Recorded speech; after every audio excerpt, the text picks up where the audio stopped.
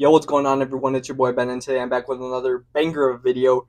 Here I am actually bringing you guys some NBA content today because actually the NBA game slate today was absolutely crazy, bro. I personally didn't have a chance to tune into NBA games today because the Royal Rumbles this Saturday. I'm talking about WWE Royal Rumbles this Saturday, so I wanted to catch the Monday Night Raw before the Royal Rumble. And it was just basically going through like Seth Rollins, what he's gonna do because he tore his MCL, and I think he like tore like a ligament or something else. So he's going to be out for some time. So talking about if he's going to vacate the World Heavyweight Championship. And I was going to see like the face-to-face that CM Punk and Cody had. And that was freaking fire, bro. I don't want to curse that much. I'm trying to prevent some cursing in this channel. So it was fire. It was overall a good show. And I in fact missed Joel Embiid's 70-point game. I'm going to repeat myself. Joel Embiid had 70 points. I'm not going to roast him about the free throws. How many were free throws? It's impressive by itself, it being a 70-point game. We see a few now and then. Dame had one. Who else? Devin Booker. I'm trying to remember if anybody else had any recently. But Joel Embiid, crazy monster game against Wemby, bro. There was a little video of him like while Wemby was shooting at the before the game started. You know how they do the free throw line and shit like that, or the layup line. Victor Wembanyama sizes him up, and he's already thinking. And then, man, I'm gonna say a prayer to the gods and hope it works out for the best. Basically, Joel Embiid gave Wemby a stare, and basically, yeah, you knew he was locked in for the night. And Wemby had a good game too. Wemby didn't have a bad game at all. 33 points. I think he had like a double for show. Joel Embiid had like 18 boards as well. But Joel Embiid wasn't the only big man that had an amazing night in the NBA tonight. Karl Anthony Towns, he had an absolutely amazing game. 62 points. Like, these big men came to play tonight. Like, I think they played the Hornets, and I'm not going to lie, the Timberwolves defense was ass today. It was like ass. And they're normally known for, like, good defense, with Gobert, Towns, the big man. They're normally known for good defense with McDaniels. Like, yeah, it was horrible tonight, and it wasn't good by any means. Same thing with the 76ers didn't have bad defense, but from what I saw, it was just a high-scoring affair between them and the Spurs. And Popovich knew, he couldn't stop Embiid. What was he going to tell Embiid? To post up on Embiid, not like, don't let Embiid post up on you, bring it to him. Like, nah, bro, at that point, you were cooked. They were cooked. I didn't think Embiid was going to drop 70, but I did think he was going to drop like 40, 45, to be honest. Like, typical Embiid, with the free throws. But he went for 70 tonight. And that actually, like, that's mind-boggling, to be honest. Like, you don't see it quite often, and you probably won't see it again this season, in my opinion. I mean, who knows? I just don't think we'll see it again this season. But every now and then, there are these 70-point games. Donovan Mitchell. There you go. Donovan Mitchell. I was trying to think about it in my head. Who was the other player that had it last season? Donovan Mitchell had 70 against the Bulls last season. I do remember. And now Embiid had 70 against the Spurs. And I kind of looked at the score, and when he had 65 points with 3 minutes left, I was like, yeah, he's getting 70, bro. And he did get 70. So props to him. It was a big night.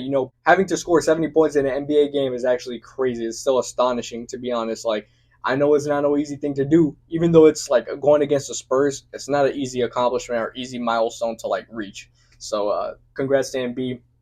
Congrats to Karl Anthony Towns. 62 points ain't easy to reach. But show it's not. Even though they lost the game and the 76ers won their game, but Cat gave it all he had out there. I'll be honest, At the end of the day, even at the final possession, it didn't go their way. I mean, can't be mad with that. Like, Cat deadass performed the best he could, obviously. Like, I think Anthony Edwards had 9 points or something. Like, it was just not the best game for everybody other than Cat on the Timberwolves. But yeah, defensively, it wasn't a great showing. I gotta stay tuned to more in NBA. I'm gonna tell you guys something, though. When NBA season gets, like, right before All-Star break, like, kind of in the middle of the pack, like, I kind of, like, lose, like, a little bit of interest because, I don't know, not that the games be, like, dull and boring, because it's not that. It's just sometimes I feel like, damn, okay, I already have in mind who are going to be the playoff contenders, who are going to be, like, the pretenders, the people that are actually going to try to compete for a championship, the actual, like, NBA title, like, dead-ass threats. So I already have that in mind. Like, for example, the Celtics, Bucks, and on the West, the Nuggets, the Clippers, the T-Wolves, like people who I think are on that tier, on that upper echelon level of, championship threats. But, that's when I kind of tune out. Obviously, I know there's a lot of great things that do happen in the league, but kind of towards like a week or two before the All-Star break does happen, that's when I really tune in. Like that's when I really get back into it until the end of the season. And obviously, it's because like Super Bowl's around, NFL postseason. So if you guys see a lack of NBA content on my channel, it's nothing like personal or nothing like, how do I say? It's nothing like I'm purposefully trying to do. It's just sometimes I tune out until like Super Bowl's kind of done and we get into that All Star Weekend like category because that's when we have the 3-point shootout, obviously the dunk contest, skills challenge, obviously the All Star game, which is going to be fun. I feel like it's going to be fun in Indy this year. And we have the All Star starters being revealed. When are they going to be revealed? Thursday, I think. So we're for sure going to do a live stream when they get revealed. I'm probably going to have Lorden in there because he's a big LeBron fan. I'm pretty sure LeBron is going to be a starter. But I'm pretty sure Giannis led the fan voting, if I'm correct. So there's a lot to talk about in the NBA. Just want to give props to Embiid and Cat for having absolutely amazing games. Obviously, for Cat, the T Wolves came up short against the Hornets, but Embiid did pick up that win against the Spurs and Wemby. So shout out to them. Great games. There was overall like I think I tuned into a little bit of the Bucks and Pistons, and I saw the Bucks obviously beat the Pistons, and Giannis had like a 30 piece. I mean, nothing new, typical Bucks performance at this point. I feel like their chemistry with Dame and Giannis is building up little by little, better and better within every game that they have, and that's going to be perfect leading into the postseason.